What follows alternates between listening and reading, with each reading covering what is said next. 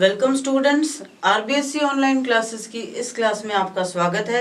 हम पढ़ रहे हैं आपके एसएसटी में हिस्ट्री का तीसरा चैप्टर कि अंग्रेजों के साथ किस प्रकार से प्रतिकार और फिर संघर्ष किया गया और फिर स्वतंत्रता प्राप्त की गई। इस कड़ी में हमने सबसे पहले ये जाना कि किस तरह से ईस्ट इंडिया कंपनी भारत आई, उसने अपने पांव जमाए और उसके बाद में बंगाल होते होते पूरे देश पर अपना कब्जा कर लिया। और फिर हमने पढ़ा कि किस प्रकार से हमारे देश का पहला स्वतंत्रता संघर्ष यानी कि 1857 की क्रांति हुई, उसके क्या परिणाम निकले। अब हम इसके बाद में राजनीतिक चेतनाएं जागृत हुई और अब राजनीतिक आंदोलन किस प्रकार शुरू हुए। जब धीरे धीरे लोगों में राजनीतिक चेतना आने लगी कि क्यों हम किसी और के अंडर में जो है अपना देश रखें, क्यों कोई और आकर हमारे यहाँ बताए कि किस प्रकार से शासन करना है, क्यों कोई और हमसे टैक्स ले। तो ये सब चीज़ें जब लोगों के मन में घर कर गई थी तो उन्होंने आंदोलन शुरू कर दिया। और ये जो आंदोलन है इसकी शुरुआत 1919 से मानी जाती है, क्योंकि उससे पहले जो आंदोलन हुए जैसे 1857 की क्रांति वो सफल नहीं हुई और कुछ जो है उग्रवादी आंदोलन हुए थे, क्रांतिकारी आंदोलन भी हुए थे, लेकिन वो ज़्यादा सफल नहीं हुए या दबा दिए गए। तो इस प्रकार से 1919 से हम प्रॉपर जो है पॉलिटिकल जो मूवमेंट्स थे, जो राजनीतिक आंदोलन है, उनकी शुरुआत मान सकते हैं। 1919 में जब 1857 की क्रांति हुई और उसके बाद में काफी सारे क्रांतिकारी आंदोलन हुए तो अंग्रेजों के मन में एक भय बैठ गया कि किस प्रकार से इसको दबाया जाए, या फिर उनके मन में ये भय था कि कभी भी कोई भी षड्यंत्र हमारे खिलाफ हो सकता है। तो ऐसे में सर सिडनी रॉलेट की अध्यक्षता में 1917 में एक समिति बनाई गई। सर सिडनी रॉलेट की अध्यक्षता में एक समिति बनाई गई थी 1917 में, और उस समिति ने एक बिल या एक कानून जो है बनाया और वो कानून 19 मार्च 1919 को ब्रिटेन की संसद ने पास कर दिया। 19 मार्च 1919 को ये बिल पास कर दिया गया। अब इस बिल में था क्या? इस बिल में लिखा था कि अगर वहाँ की भारतीय उपनिवेश की पुलिस को या फिर सेना को या ब्रिटिश अधिकारियों को किसी भी व्यक्ति पर कोई संदेह होता है कि वो उनके खिलाफ षड्यंत्र कर रहा है, कोई भी तरह की कॉन्स्पिरेसी हो रही है, तो वो उस संदेह के आधार पर ही उसको गिरफ्तार कर सकते थे। उसके खिलाफ कोई सबूत जरूरी नहीं थे, सिर्फ उस पर डाउट है इसीलिए उसको गिरफ्तार कर सकते थे और 2 साल तक की कैद हो सकती थी। मतलब ना दलील, ना अपील, ना वकील, कुछ नहीं, सिर्फ सीधे गिरफ्तारी और उसके बाद में 2 साल तक की सजा। इस कानून को जो है काला कानून कहा गया। बहुत पूरे देश में इस कानून का बहुत विरोध किया गया।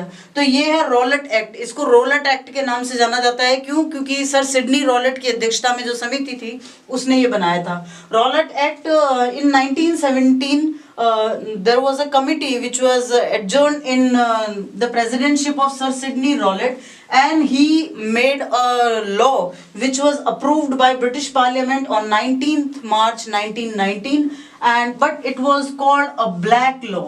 It was called a black law just because the British officials could arrest any of the person whom they have any kind of doubt that he is being involved in any kind of conspiracy or like that. So people could be arrested on the just basis of doubt or could be imprisoned for 2 years without any kind of charge sheet or anything like that. तो इसलिए इस कानून को जो है काला कानून कहा गया और इस कानून की पूरे देश में जो है विरोध किया गया। इसी क्रम में एक सबसे बड़ी और सबसे भयानक घटना हुई थी जिसको जलियांवाला बाग हत्याकांड के नाम से जाना जाता है। जलियांवाला बाग जो है पंजाब में है, अमृतसर में। वहां पर क्या होता था कि बैसाखी के दिन पूरे आसपास के गांवों के लोग आते थे और वहां जो है सभा करते थे। अब उस समय जब ये कानून लागू हुआ था मार्च में, तो इसके विरोध की वजह से पूरे देश में कई हिस्सों में जो है वो कर्फ्यू लगा दिया गया और 144 धारा लगा दी गई थी। तो इस वजह से आना जाना लोगों का मना था, लेकिन ये जो है सूचना गांव तक इतनी पहुंची नहीं थी। तो गांव के जो लोग थे वो तो वैसे ही बैसाखी का त्योहार मनाने के लिए 13 अप्रैल को वहां जलियांवाला बाग में इकट्ठे हुए थे और कहा जाता है कि लगभग 20,000 आदमी वहां इकट्ठे हुए थे, लगभग 20,000 आदमी। जलियांवाला बाग की जो स्ट्रक्चर है वो कुछ ऐसी बनी हुई है कि बाहर निकलने और घुसने के लिए एक ही गेट है, ठीक है। तो वहां वो इकट्ठे हुए थे और शांतिपूर्ण रूप से वो सभा कर रहे थे। वहां सभा में ये बात जरूर हुई थी कि इस रोलट एक्ट का विरोध किया जाएगा और इसके लिए कुछ जो है इस तरह की गतिविधि की योजना बनाई जाएगी, लेकिन ऐसा कुछ भी नहीं था कि बहुत ज्यादा आंदोलन हो, और बिल्कुल शांतिपूर्ण वो सभा चल रही थी। तभी वहां जनरल डायर जो है वो अपनी फोर्स लेके आए और उन्होंने, जनरल डायर ने जो है गोलीबारी का आदेश दे दिया। जनरल डायर जो था उसको पता था कि निकलने करने का यही एक रास्ता था, और उस रास्ते को ब्लॉक करके और उसने गोलीबारी का आदेश दे दिया। और सरकारी सूत्र तो ये कहते थे कि उस समय 379 व्यक्ति उस समय मरे थे, लेकिन कांग्रेस का मानना है कि लगभग 1000 व्यक्ति उस समय उस गोलीबारी में मारे गए थे, जिसमें औरतें भी शामिल थी, जिसमें बच्चे भी शामिल थे। गोली चलाने वालों ने ये तक नहीं देखा कि छोटे बच्चों पर गोली चला रहे हैं या किस पर गोली चला रहे हैं, वृद्ध हैं। तो ये एक बहुत ही दुखद हत्याकांड हुआ था 1919 में। तो ये दो घटनाएं जो है वो हमारी राजनीतिक जो मूवमेंट शुरू हुए थे उनकी बिल्कुल दिशा को परिवर्तन करने वाली घटनाएं थी। The second is the Jallianwala Bagh massacre. It was happened on 13th of April 1919, the day of Baisakhi. People were gathered in Jallianwala Bagh, Amritsar, just to celebrate Baisakhi, and they were there in a very peaceful procession. But suddenly General Dyer came and he ordered for firing. They doesn't consider even that we are firing on olds, we are firing on ladies, or we are firing on children. They just fired, and government said that 379 people died, but Congress said 1000 people died in this massacre. This was a fatal kind of event happened out in 1919. तो ये दो वो घटनाएं हैं जिन्होंने राजनीतिक आंदोलन की दिशा तय की थी। तो रॉलेट एक्ट और जलियांवाला बाग हत्याकांड के बाद देश में राजनीतिक रूप से जो है विद्रोह की एक लहर चल पड़ी थी, और वो लहर जो है उसकी शुरुआत हुई थी 1919 में ही होगी थी, अक्टूबर में, खिलाफत आंदोलन के समय। देखिए खिलाफत आंदोलन क्या था। तुर्की का खलीफा जो होता है वो दुनिया भर के मुस्लिमों का जो है बादशाह, या जिसको सुल्तान कहते हैं, या मुखिया माना जाता है, राजनीतिक रूप से, धार्मिक रूप से और सामाजिक रूप से भी। तो अंग्रेजों का तुर्की पर अधिकार था। एक समय में ऐसा कहा जाता था कि ब्रिटिश साम्राज्य का सूरज जो है वो अस्त नहीं होता, क्योंकि दुनिया के लगभग हर बड़े देश पर, हर छोटे देश पर अंग्रेजों का अधिकार हो गया था। तो तुर्की पर भी अंग्रेजों का अधिकार था। उन्होंने क्या किया, खलीफा पद को समाप्त करने की कोशिश की। तो इसका पूरे दुनिया के मुस्लिम्स ने, पूरे दुनिया के मुसलमानों ने इसका विरोध किया, और इसी को खिलाफत कहा जाता है। ये जो खलीफा पद था इसको समाप्त अंग्रेज इसलिए करना चाहते थे क्योंकि वो तुर्की को पूरी तरह से हथिया लेना चाहते थे। तो इसी क्रम में 19 अक्टूबर 1919 को भारत में जो है खिलाफत दिवस मनाया गया, और गांधी जी ने बिल्कुल ये पहचाना कि ये भारतीय आंदोलन के लिए बहुत ही महत्वपूर्ण कदम होगा कि इनका साथ दिया जाए। तो गांधी जी ने इस कदम में मुसलमानों का साथ दिया। इससे हुआ ये कि जो हिंदू मुस्लिमों को अंग्रेज बांटने का काम कर रहे थे, वो दरार जो है वो थोड़ी कम हो गई, और पहली बार ऐसा हुआ कि किसी आंदोलन के लिए गांधी जी के आह्वान पर हिंदू और मुस्लिम एक साथ आए। तो ये जो खिलाफत आंदोलन था, इसमें गांधी जी ने सबसे पहले केसरे हिंद की जो गांधी जी को उपाधि मिली हुई थी, वो उपाधि गांधी जी ने इस विरोध में त्याग दी। लेकिन चूंकि एक संधि हुई थी 10 अगस्त 1920 को, जिसको सेब्र की संधि कहा जाता है, उस संधि में अल्टीमेटली जो है खलीफा का पद समाप्त कर दिया गया, तुर्की को एक धर्मनिरपेक्ष राष्ट्र घोषित कर दिया गया। ये सब करने के बाद, और साथ ही साथ तुर्की के जो है बंटवारा करके और उसके कुछ हिस्से भी कर दिए गए। तो ये सब होने के बाद इस आंदोलन का कोई महत्व नहीं रह गया, कोई अर्थ नहीं रह गया, और इसी के साथ ही आंदोलन समाप्त हो गया। लेकिन फिर भी भारतीय राजनीतिक जो मूवमेंट्स हैं, जो क्रांति है, उनमें ये आंदोलन बहुत महत्वपूर्ण स्थान रखता है, क्योंकि पहली बार ऐसा हुआ कि जब सांप्रदायिक जो विचारधारा में दरारें पड़ गई थी, सांप्रदायिकता को देखते हुए जो अंग्रेजों ने फूट डालो राज करो की नीति अपनाई थी, जिसको सफल होते हुए देखा जा रहा था, वो फिर से उनकी असफल होनी शुरू हो गई। और पहली बार ऐसा हुआ कि हिंदू मुस्लिम किसी मुद्दे पर एक साथ आ गए थे। तो इसका बहुत ज्यादा फायदा आगे के आंदोलनों में गांधी जी को भी मिला और पूरे देश को भी मिला। ठीक है, let's talk about the Khilafat movement. Khilafat movement was done in the support of the Khalifa of Turkey. Khalifa was the supreme of all the Mohammedans, all the Muslims of this world, as a social supreme, or you can say as religious supreme. So Britishers wanted to abolish the Khalifa, and that's why all the Muslims of India had organized a movement named Khilafat movement, and on 19th October 1919 Khilafat Day was celebrated in India, and Gandhi ji cooperated them, and this was the first time when Hindu and Muslims came together in a point, and Gandhi ji has abandoned his title of Kesare-Hind on 10th of August 1920. The Treaty of Sevres took place, and in that treaty the Khalifa was abolished, and the Turkey was declared a secular country, and with it the Khalifa movement was ended. But it was a quite important step in the political movements of India. इसके बाद में जो है वो पहली बार एक ऐसा आंदोलन शुरू हुआ जिसने भारतीयों को सच में अपनी शक्ति का एहसास दिला दिया, जिसने भारतीयों को ये बताया कि जो हिंसात्मक आंदोलन होते हैं वो किसी भी राष्ट्र की शक्ति का प्रदर्शन करने के लिए कितने इम्पोर्टेंट साबित हो सकते हैं। वो आंदोलन था असहयोग आंदोलन। देखिए, असहयोग का मतलब हम सभी समझते हैं कि किसी चीज का हेल्प ना करना, सहयोग ना करना। तो 1920 में इस आंदोलन का प्रस्ताव कांग्रेस की कमेटी में पास किया गया, और इस में असहयोग के लिए क्या कहा गया कि असहयोग कैसे करना है। असहयोग ऐसे करना है कि हमारे देश के कई नेताओं को जो है ब्रिटिश सरकार की तरफ से उपाधियां मिली हुई थी, जैसे खिलाफत आंदोलन के समय गांधी जी ने केसरे हिंद की उपाधि का त्याग किया था, वैसे और भी कई जो अधिकारी थे या फिर कई जो बड़े नेता थे उनको ब्रिटिश सरकार की तरफ से बड़ी उपाधियां मिली हुई थी। तो सबसे पहला असहयोग तो ऐसे होता कि इन उपाधियों का त्याग कर दिया जाए, मतलब ये उपाधियां जो है वो लौटा दी जाए ब्रिटिश सरकार को। फिर उसके साथ ही सरकारी संस्थाओं का त्याग। सरकारी संस्थाएं कौन कौन सी, जिसमें जो है सरकारी नौकरियां भी आती थी और विद्यालय, सरकारी स्कूलें भी आती थी, न्यायालय भी आते थे, ये सब जो है इनका त्याग कर दिया जाए। ये उसके साथ साथ विदेशी माल का बहिष्कार किया जाए, और साथ ही टैक्स नहीं देना था। मतलब कि अगर टैक्स देते हैं तभी तो वो रेवेन्यू लेके और अपना काम करते हैं। तो ये कहा गया है कि सरकारी संस्थाओं का त्याग किया जाए, यानी जो गवर्नमेंट जॉब कर रहे हैं वो अपनी जॉब छोड़ दें, जो स्कूलों में बच्चे पढ़ रहे हैं सरकारी स्कूलों में, कॉलेजों में, वो छोड़ दें, और विदेशी माल का बहिष्कार किया जाए, कर ना दिया जाए। अब ये भी तरीका बताया गया कि अगर ये सब करेंगे तो करेंगे क्या। देखिए, उपाधियों का तो खैर त्याग कर ही दिया गया। सरकारी संस्थाओं के लिए ये कहा गया कि हम अगर न्यायालयों का त्याग कर रहे हैं, हम अगर न्यायालयों में अपने केसेस ले जाना बंद कर रहे हैं, तो उसकी जगह हम जो है वो पंचायतों का उपयोग शुरू करें, और पंचायतों के द्वारा जो है आपसी समझदारी से न्याय करें।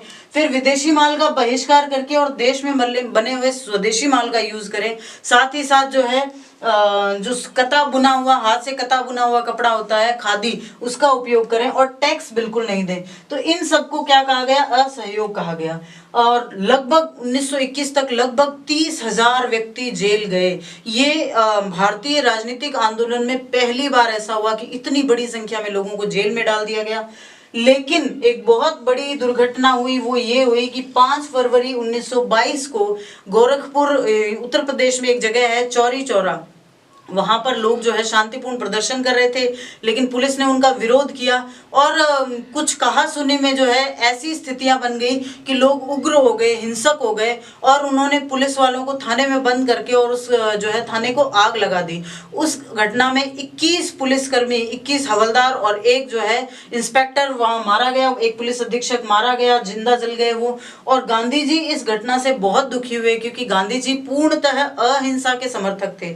वो ये चाहते थे कि हिंसा जो है मनसा वाचा कर्मणा, किसी भी प्रकार से हिंसा नहीं की जाए। तो इतनी बड़ी हिंसक घटना के बाद गांधी जी अपने आप को संभाल नहीं पाए, और 12 फरवरी 1922 को उन्होंने इस आंदोलन की समाप्ति की घोषणा कर दी। उन्होंने कहा कि अब मैं ये आंदोलन वापस लेता हूं, क्योंकि ये आंदोलन जो है वो हिंसा की दिशा में अग्रसर हो रहा है। एक घटना के बाद भी अगर ये नहीं किया जाता तो गांधी जी का ये मानना था कि हो सकता है कि शायद बार बार ऐसी घटनाएं हों, और गांधी जी ये बिल्कुल नहीं चाहते थे।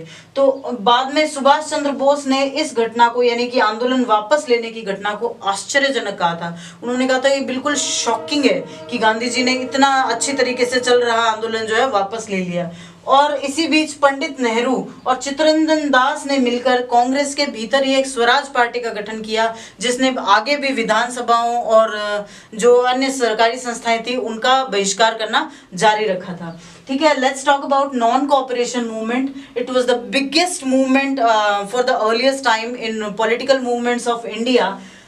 The proposal of non-cooperation movement was approved in 1920 by Congress, and the events will be leaving titles, leaving government institutions, boycott of foreign goods, and refuse to pay tax. All these will be the non-cooperation things which will happen with government.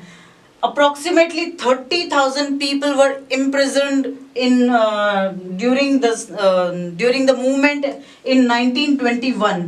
But a sudden accident happened on 5th of February 1922 at Chauri Chaura, Gorakhpur, Uttar Pradesh. That violent people had put fire on a police station, and 21 constables and an inspector was there, and they were killed in this incident. At last on 12th February 1922, Gandhiji called off the movement, and with it the non-cooperation movement was ended. Subhash Chandra Bose called it shocking. It was quite shocking to call off that kind of movement, and Pandit Nehru and Chittaranjan Das organized a Swaraj party under the party of Congress, and they still continued with abandoning all the legislative assemblies and boycott of them.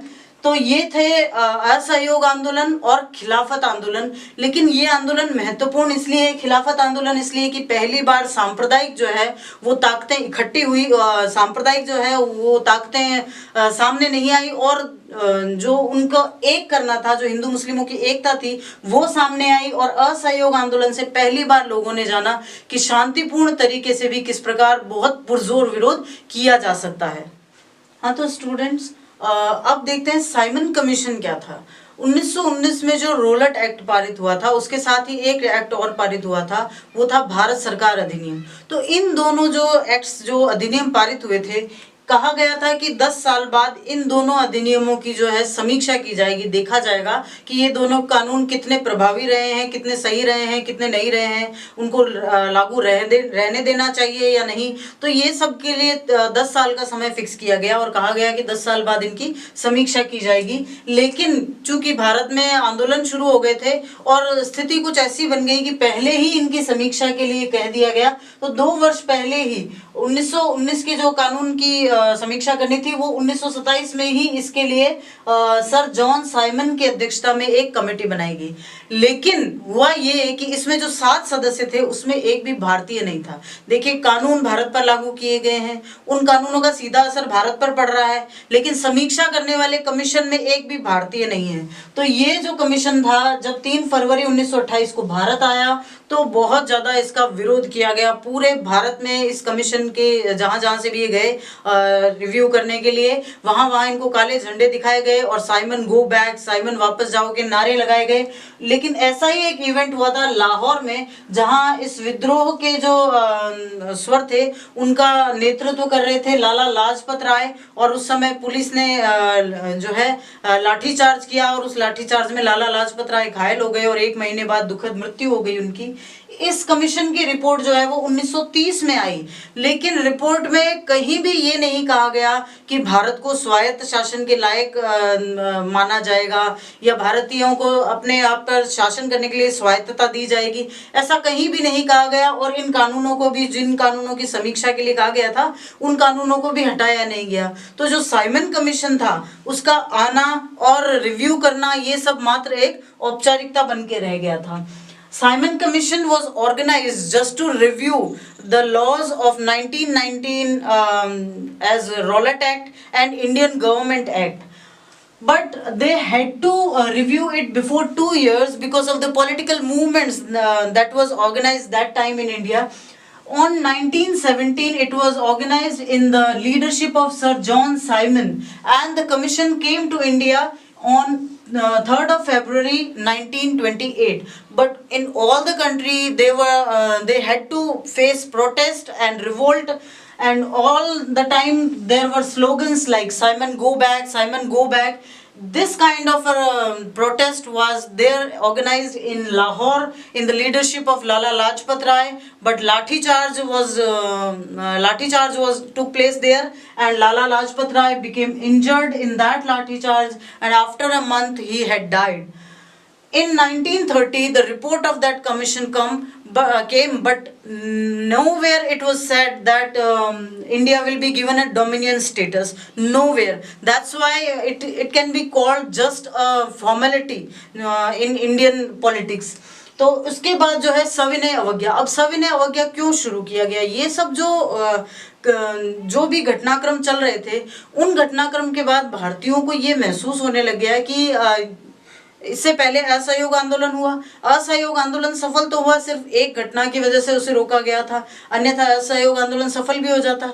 तो ये समझ में आ गया है कि बिना किसी हिंसा के भी जो है अपने लक्ष्य को पाया जा सकता है, और इसीलिए सविनय अवज्ञा आंदोलन की शुरुआत की गई. अब बच्चे यहाँ कंफ्यूज हो सकते हैं कि सविनय अवज्ञा आंदोलन में भी तो वही सब होगा कि सरकारी नौकरियां छोड़ दो और उपाधियों का त्याग कर दो, सरकारी स्कूलों और कॉलेजों को छोड़ दो, न्यायालयों को छोड़ दो. तो फिर असहयोग आंदोलन और जो सविनय अवज्ञा आंदोलन है, उन दोनों में डिफरेंस क्या है? आप इसको ऐसे समझ सकते हो कि सविनय अवज्ञा आंदोलन मतलब एक तो असहयोग तो है ही, उसके साथ साथ अन्यायपूर्ण कानूनों को तोड़ना भी है. देखिए, असहयोग आंदोलन के दौरान गांधी जी ने कहीं ये नहीं कहा था कि सरकारी कानूनों को तोड़ो, लेकिन अब गांधी जी ने ये कहा था कि इस कानून का सार ये होगा कि आप सरकार से असहयोग भी करो और जो अन्यायपूर्ण कानून है उनको तोड़ो. तो उस समय एक कानून बना था जो नमक के रिगार्डिंग बना था. नमक तो सबको खाने में चाहिए होता है, तो उस समय सरकार ने क्या किया, नमक जहां जहां भी उत्पादित होता था, एक तो सारी फर्म सरकार ने अपने अंडर में ले ली और उस पर बहुत ज्यादा टैक्स लगा दिया. तो नमक महंगा होने का मतलब था कि भारतीयों के खाने पर सीधा अटैक. तो ये सिर्फ इसको खाने पर नहीं कहा जा सकता, ये प्रतीकात्मक रूप में देखा जाए तो ये हमारी मूलभूत भावनाओं पर चोट थी. तो गांधी जी ने सबसे पहले इसी को तोड़ने की जो है वो बात कही. ये जो सविनय अवज्ञा आंदोलन का प्रस्ताव था, ये 30 दिसंबर 1929 को पंडित नेहरू की अध्यक्षता में पास किया गया था प्रस्ताव कांग्रेस में. और इस समय एक और प्रस्ताव पास हुआ था, वो था पूर्ण स्वराज्य. देखिए, इससे पहले जितने भी आंदोलन हुए या जो कुछ भी हुआ, उसमें ये कहा गया कि या तो आप हमें स्वायत्तता दीजिए, आप हमें जो है डोमिनियन स्टेटस दीजिए, ताकि हम जो है अपने शासन को अपने ऊपर लेके देख सके कि क्या हम शासन कर सकते हैं. तो ये नहीं, अब ये कहा गया कि हमें पूर्ण स्वतंत्रता, पूर्ण स्वराज्य चाहिए.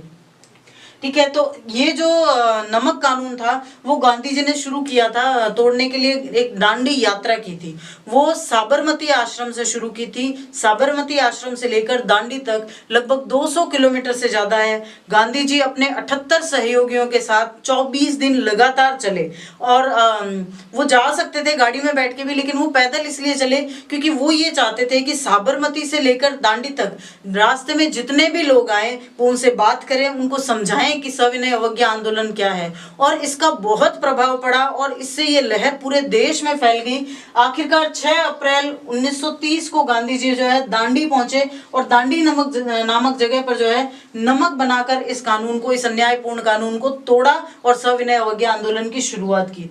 इस कानून में भी वही सब जो है प्रोसेस अपनाई गई कि आप उपाधियों का त्याग करेंगे, सभी सरकारी जो संस्थाएं हैं उनका त्याग किया जाएगा, सरकारी विद्यालयों कॉलेजों में जो है स्टूडेंट्स होंगे वो उनको छोड़ देंगे, और विदेशी वस्तुओं की होली जलाई जाएगी, स्वदेशी पर जोर दिया जाएगा, टैक्स नहीं दिया जाएगा, और जो अन्यायपूर्ण कानून होंगे वो तोड़े जाएंगे. इसमें एक और खासियत ये रही कि महिलाओं ने भी इसमें बढ़ चढ़कर भाग लिया था. इससे पहले जो आंदोलन हुए वो पुरुष प्रधान रहे, ज्यादातर पुरुषों ने ही उनमें भाग लिया था, लेकिन इस आंदोलन में महिलाओं ने भी बराबर साथ दिया था. लगभग 60,000 लोगों को जेल में डाल दिया गया. लेकिन 5 मार्च 1931 को, उस समय भारत के वायसरॉय थे इरविन, तो गांधी जी और इरविन के बीच में एक समझौता हुआ जिसको गांधी इरविन पैक्ट भी कहा जाता है. इस समझौते के तहत ये कहा गया कि भारत को डोमिनियन स्टेटस, या जिसको हम स्वायत्त प्रदेश की संज्ञा कहते हैं, वो दे दिया जाएगा. देखिए, डोमिनियन स्टेटस होता क्या है?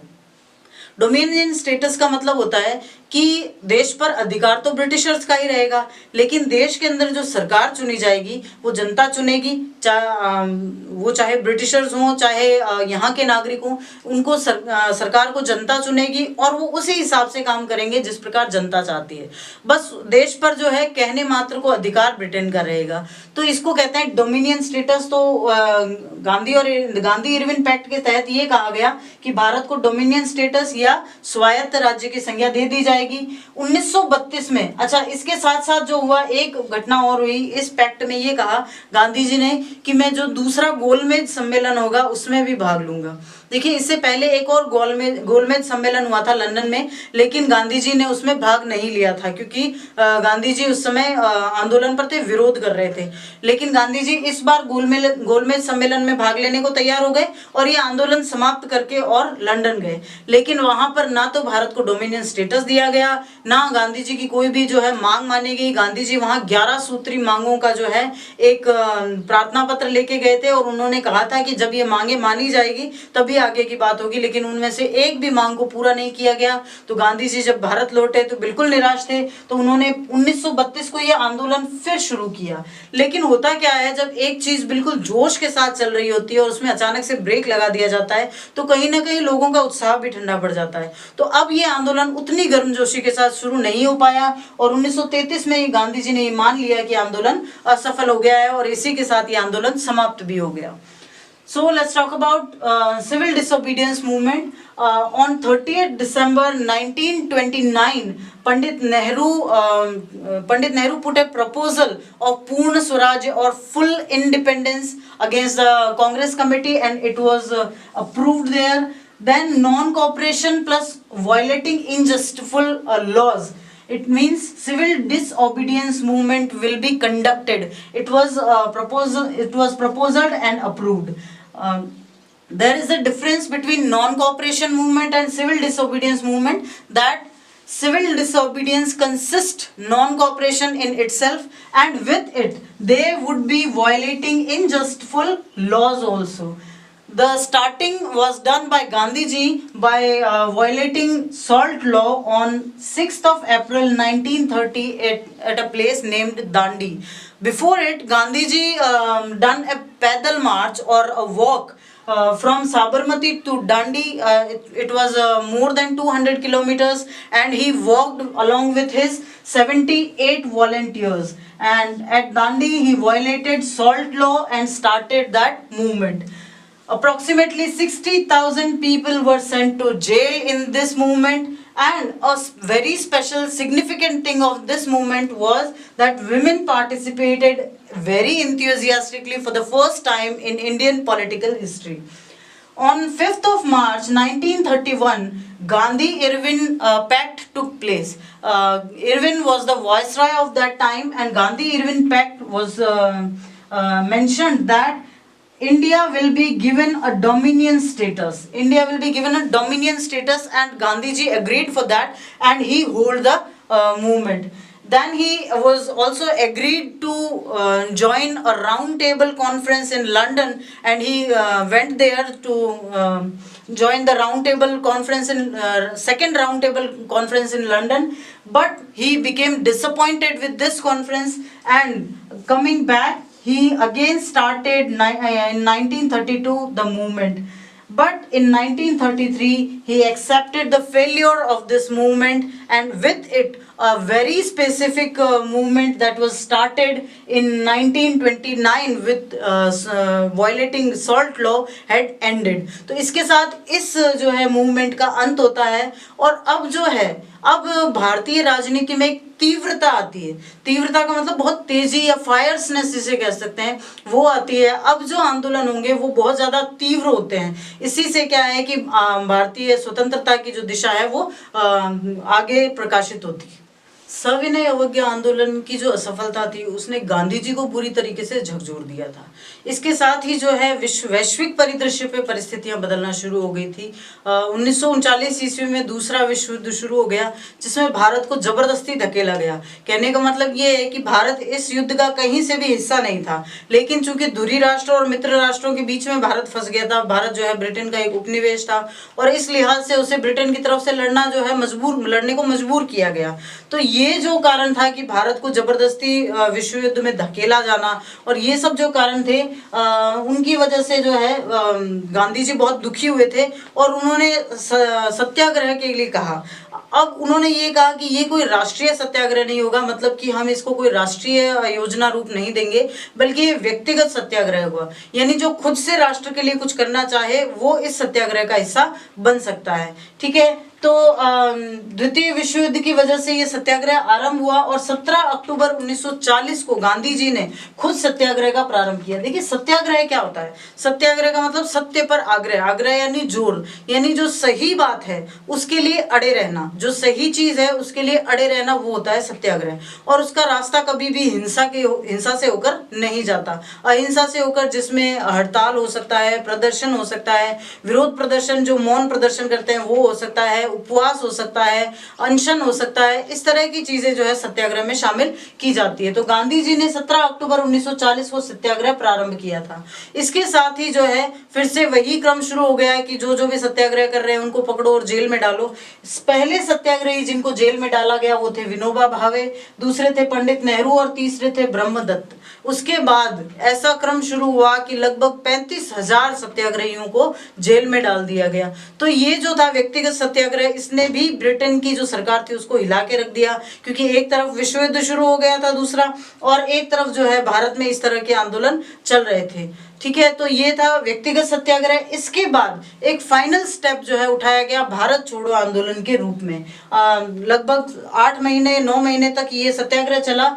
फिर 8 अगस्त 1942 को जो बंबई अधिवेशन हुआ था कांग्रेस का, उसमें भारत छोड़ो का प्रस्ताव पास कर दिया गया। भारत छोड़ो के प्रस्ताव का मतलब कि अब हम तब तक नहीं रुकेंगे जब तक कि हमें स्वतंत्रता नहीं मिल जाएगी, जब तक कि ब्रिटेन के लोग वो अपना शासन यहाँ से समेट के और चले नहीं जाएंगे, तब तक हम जो है आंदोलन करते रहेंगे। और गांधी जी ने इस आंदोलन का मंत्र भी यही दिया था, करो या मरो, कि या तो आप स्वतंत्रता प्राप्त कर लो वरना इस आंदोलन में शहीद हो जाओ, कि इसके अलावा और कोई रास्ता नहीं है। अब ये अंतिम लड़ाई साबित होनी चाहिए। तो इसकी कोई निश्चित कार्य योजना नहीं बनाई गई थी कि ऐसा किया जाएगा वैसा किया जाएगा, लेकिन ब्रिटेन के जो ऑफिशियल्स थे वो पहले से ही बिल्कुल चौकन्ने हो गए थे। क्यों? क्योंकि एक तरफ तो 1942 तक तो है जो लगभग द्वितीय विश्व युद्ध में हार उनको बिल्कुल दिख ही रही थी। दूसरा, जापान की तरफ से आक्रमण का भय था। आक्रमण का भय इसलिए था क्योंकि सुभाष चंद्र बोस ने जाके और आजाद हिंद फौज का गठन कर लिया था, और ये हो सकता था कि जापान के सहयोग से वो भारत पर आक्रमण करे और ब्रिटेन को हराने की कोशिश करे, क्योंकि जैसा मैंने बताया एक तरफ धुरी राष्ट्र थे और एक तरफ मित्र राष्ट्र थे। तो ये 2-3 कारण ऐसे हुए कि ब्रिटेन भी थोड़ा बैकफुट पे चला गया, थोड़ा उनको भी डर लगा। तो उन्होंने क्या किया, सबसे पहले जो है बड़े बड़े जो भी नेता थे उनको गिरफ्तार कर लिया। गांधी जी, सरदार वल्लभ भाई पटेल, पंडित नेहरू, इन सबको गिरफ्तार करके जेल में डाल दिया गया। तो ऐसे में इस आंदोलन का संचालन कौन करता? तो इस समय सामने आए कुछ बड़े नाम, जयप्रकाश नारायण, राम मनोहर लोहिया, अच्युत पटवर्धन और रामानंद मिश्रा। इन सब नेताओं ने भूमिगत रहकर यानी अंडरग्राउंड रहकर, सामने नहीं आए लेकिन फिर भी उन्होंने इस आंदोलन का संचालन किया अच्छे तरीके से। और एक बहुत ही महत्वपूर्ण नाम है अरुणा आसफ अली, जिन्होंने महिला मोर्चा संभाला था, जिन्होंने पूरे देश की महिलाओं को एक करने में बहुत महत्वपूर्ण भूमिका निभाई थी। और ये आंदोलन इतना जबरदस्त था कि आखिरकार जो ब्रिटेन के लोग ऑफिशियल्स थे उनको ये मानना पड़ा कि अब भारत में रहकर भारत पर शासन नहीं किया जा सकता, अब भारत का जो है राज्य भारतीयों को सौंप देना चाहिए। तो इसके कंसीक्वेंसेस, इसके परिणाम ये निकले कि 15 अगस्त 1947 को भारत आजाद हो गया। लेकिन ये आजादी हमें बंटवारे की कीमत पर मिली, यानी कि इस समय जो जो बांग्लादेश का हिस्सा है, जो बांग्लादेश है वो और पाकिस्तान, उन दोनों को अलग राष्ट्र बना दिया गया और पाकिस्तान नाम दिया गया और एक तरफ भारत बना दिया गया।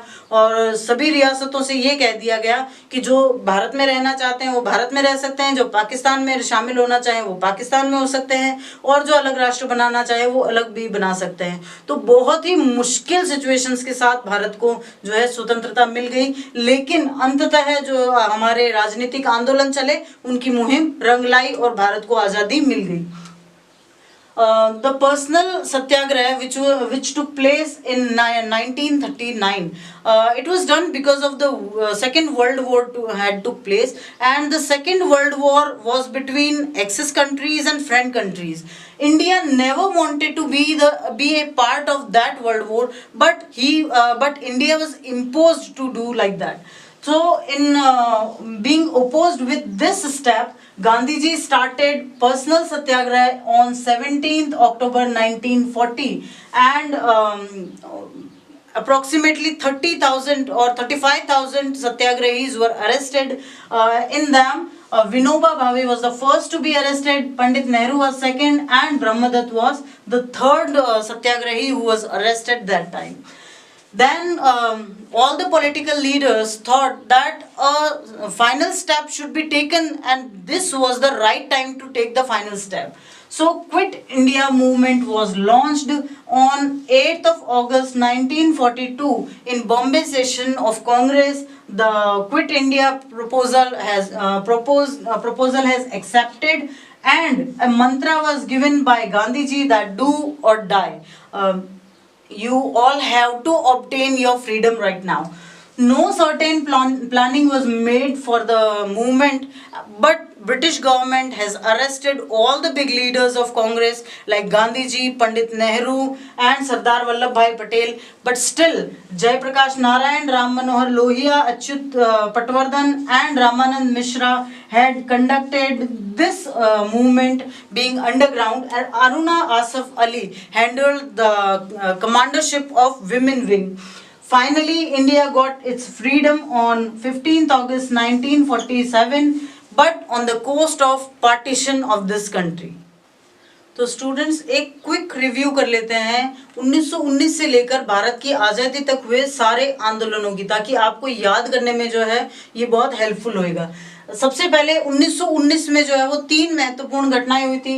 रोलट एक्ट जो है वो पास हुआ था 1917 में सर सिडनी रोलट की अध्यक्षता में, बहुत जिसको काला कानून कहा गया, ठीक है ना, किसी को भी संदेह के आधार पर गिरफ्तार किया जा सकता था। इसी के विरोध में जलियांवाला बाग में सभा हुई जिस पर जनरल डायर ने गोलीबारी की, और ब्रिटेन सरकार के अनुसार तो 379 लोग मारे गए और कांग्रेस के अनुसार 1000 लोग मारे गए। उसके बाद जो है तुर्की के खलीफा के जो पद को खत्म किए जाने के विरोध में खिलाफत आंदोलन हुआ, और ये तीनों ही आंदोलन जो है 1919 में हुए थे। उसके बाद 1920 से लेकर 22 तक असहयोग आंदोलन, गांधी जी ने पहली बार देशव्यापी आंदोलन छेड़ा था ब्रिटिश सरकार के प्रति असहयोग का, और 1922 में फरवरी में 5 फरवरी को चौरी चौरा हत्याकांड की वजह से 12 फरवरी को गांधी जी ने ये आंदोलन जो है वापस ले लिया। फिर साइमन कमीशन भारत आया। 1919 के ये जो कानून है इसकी समीक्षा के लिए 1927 में इसके कमीशन का गठन किया गया, और 1928 में ये भारत आया। साइमन कमीशन में जो है 7 सदस्य थे, एक भी भारतीय नहीं था। इसका खूब विरोध किया गया। विरोध प्रदर्शन में लाला लाजपत राय को चोट लगी और उनकी मृत्यु हो गई। 1930 में इसकी रिपोर्ट आई, लेकिन भारत को अभी भी डोमिनियन स्टेटस नहीं मिला। फिर 1929 में जो है वो सविनय अवज्ञा आंदोलन शुरू किया गया। इसमें असहयोग आंदोलन के साथ साथ जो अन्यायपूर्ण कानून थे उनको तोड़ा जाना भी मेंशन किया गया, जिसमें सबसे इम्पोर्टेंट है कि अप्रैल 1930 में दांडी मार्च हुआ, यानी दांडी नामक जगह पर गांधी जी ने नमक बनाया और नमक कानून को तोड़ा। फिर 1949 उसी के साथ साथ जो गांधी इरविन पैक्ट है और उन सबको भी आपको याद करना है, ठीक है। फिर 1939 में गांधी जी ने व्यक्तिगत सत्याग्रह शुरू किया। 39 में दूसरा विश्व युद्ध शुरू हुआ था, उसके बाद गांधी जी ने व्यक्तिगत सत्याग्रह शुरू किया। और 1942 में जो फाइनल जो मूवमेंट था, जो आखिरी आंदोलन, जिसको हम आखिरी कदम कह सकते हैं भारतीय स्वतंत्रता की ओर, या जिसको हम जो है फाइनल मूव भी कह सकते हैं, वो था 1942 में भारत छोड़ो आंदोलन। इसके बाद 1947 में भारत को स्वतंत्रता प्राप्त होगी। Let's take a quick review on all the movements that took place between 1919 to 1947। Rowlatt Act and Jallianwala Bagh Massacre and Khilafat Andolan, all three took place in 1919. Okay, Rowlatt Act was called the Black Law, and in protest of that law, there was a procession. There was a peaceful procession in Jallianwala Bagh, but General Dyer had ordered for the firing, and that massacre is the black day ever, we can say, in Indian history. Then Khilafat movement in 1919, which was ended with the 1920s Savers Treaty. Okay, then non-cooperation movement from 1920 to 22. Okay, because of Chauri Chaura massacre in Uttar Pradesh. Then Simon Commission came to India in 1928. It was organized in 1927 and came to India in 1928. There was no Indian consisted in that commission, and that commission was organized just to review all the laws made in 1919. Okay, then civil disobedience movement took place in 1929, and which was the most important event. In April 1930, the Dandi March, that Gandhiji violated the salt law. Then personal satyagraha, which took place in 1939, and Quit India movement, which was the final step towards Indian independence, took place in 1942. तो ये था एक quick review, ताकि आपको सभी आंदोलन याद करने में जो है हेल्प मिले। तो यहाँ हमारे जो भारत के राजनीतिक आंदोलन है वो वाला टॉपिक समाप्त होता है। अब हमारे पास बचता है कि राजस्थान से रिलेटेड कुछ जो है आंदोलन, चाहे वो प्रजामंडल आंदोलन हो, किसान आंदोलन हो, या जनजातीय आंदोलन, उनके बारे में हम पढ़ेंगे अगले वीडियो में। बहुत बहुत धन्यवाद आपका।